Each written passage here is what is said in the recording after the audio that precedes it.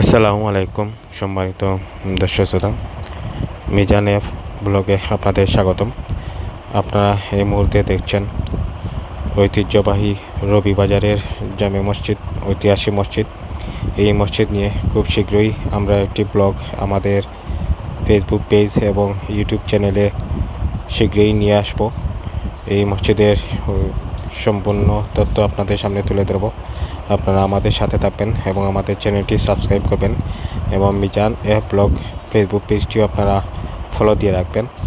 আমরা খুব শীঘ্রই এই মসজিদের তথ্য আপনাদের সামনে তুলে ধরব।